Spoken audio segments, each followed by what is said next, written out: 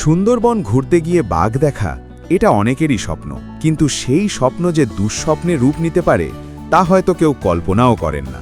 অনেক পর্যটকই জীবনে একাধিকবার সুন্দরবন ভ্রমণে যান, কিন্তু কজনই বা চোখের সামনে রয়্যাল বেঙ্গল টাইগার দেখতে পান। আর তারও চেয়ে ভয়ঙ্কর ব্যাপার, যদি সেই বাঘ কয়েক ফুট দূরত্বে এসে গর্জন করতে থাকে। ঠিক তেমনই এক শ্বাসরুদ্ধকর ঘটনার সাক্ষী হলেন একদল পর্যটক।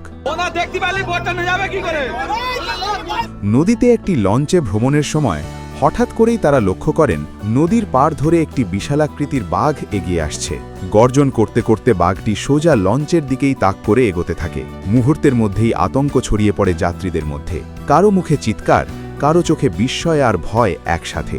জানা গেছে ঘটনাটি ঘটেছে 23 ফেব্রুয়ারি পশ্চিমবঙ্গ অংশের সুন্দরবনের সজনেখালি অঞ্চলের কাছে। প্রথমে পর্যটকরা বাঘটিকে দেখে মজা মশকরা করছিলেন, কিন্তু সেই হাসি মুহূর্তেই মিলিয়ে যায় যখন নদীর পাড় থেকে হঠাৎ লাফিয়ে বাঘটি ছুটে আসে লঞ্চের দিকেই। দেখতে দেখতে লঞ্চের আরও কাছাকাছি চলে আসে বাঘটি, আর ঠিক তখনই যাত্রীদের চিৎকারে কেঁপে ওঠে চারপাশের পরিবেশ।